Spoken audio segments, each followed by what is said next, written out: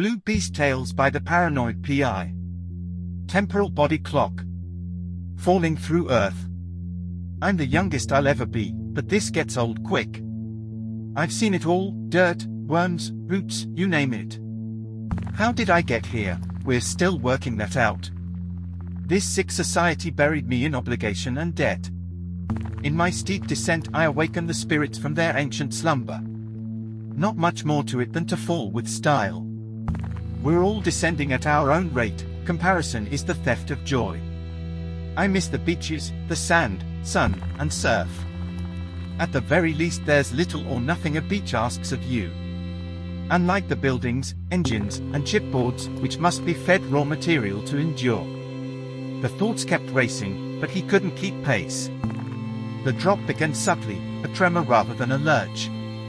One moment there was solid ground, or at least the illusion of it, and the next, a sickening absence beneath the soles of the feet. Now, just a headlong plunge into the inky maw of the earth, no screams escaping lips that had long forgotten their name. It wasn't a tunnel, more like a ripping, tearing wound in the fabric of reality. The air, thick and viscous, tasted of ozone and something acrid, like burnt circuits. Around, colors bled into each other, a kaleidoscope of impossible geometries. Walls shimmered with data streams, glyphs flashing and dissolving like dying stars.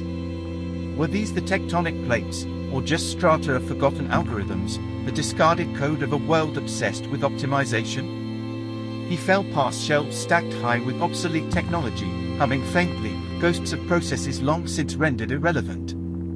CRT monitors glowed with static snow, their silent pronouncements of progress now dust in the digital wind. Obligations, a voice whispered within, echoing the fall. Remember your obligations. Whose voice was that? Mother? Boss? Society, collective, faceless drone. He had spent a lifetime accruing obligations, layers building upon layers like sedimentary rock. To family, to career, to the nebulous entity of community. Pay your dues, climb the ladder, contribute to the grand, meaningless machine. For what? To be swallowed whole by the earth? Deeper he plummeted. The air thinned, grew colder. Flickering neon signs zipped past advertisements for products long vanished, slogans promising happiness through consumption, through adherence to the prescribed path. Buy more, be more, oh more. The world above, with its incessant demands, felt like a phantom limb, an ache where something real used to be. He saw structures now, vast skeletal frameworks of metal and glass, like abandoned cities built within the planet's core. Were these the foundations of civilizations past, or just the discarded scaffolding of a single, monumentally flawed one? In these hollow shells, echoes resonated, meetings, deadlines, performance reviews. The incessant drone of productivity, the anxiety of metrics, the gnawing fear of failure. All that striving, all that conforming, for a fleeting moment of, what? Recognition? Approval? A pat on the back from a system designed to consume and discard? You failed in your obligations, the inner voice hissed, sharper now, edged with accusation. Failed to reach partner. Failed to secure the promotion. Failed to buy the bigger house, the faster car, the smile-shaped plastic contentment promised on every flickering screen. But down here, in the Earth's abyss, those failures felt liberating. Meaningless. The falling intensified. He passed through a layer of whispering wires, humming with the faint, desperate energy of a dying network. They carried fragmented conversations, anxieties about mortgages, anxieties about social standing, anxieties about what others thought. A symphony of fear, conducted by the baton of societal expectation. He had been a note in that symphony, dutiful, predictable melody, playing his part, never questioning the score.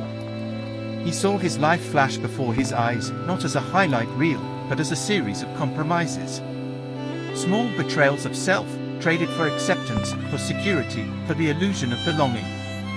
Dinners politely endured, opinions quietly suppressed, dreams neatly folded and tucked away in the drawer labeled impractical. All those societal sutures, binding him to a preordained shape, now ripped apart by the brutal velocity of the fall. Was this death? or just the brutal honesty of the descent. Stripped bare of societal skin, he was just a falling thing, nameless, obligation-free, plummeting towards an unknown depth. And in the dizzying, terrifying freedom of that fall, a strange, nascent feeling stirred, something akin to peace.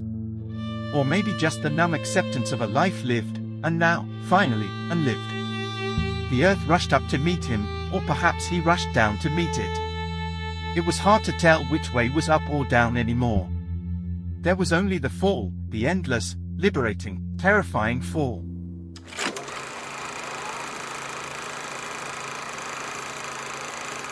Oh, oh, oh, oh, oh, oh.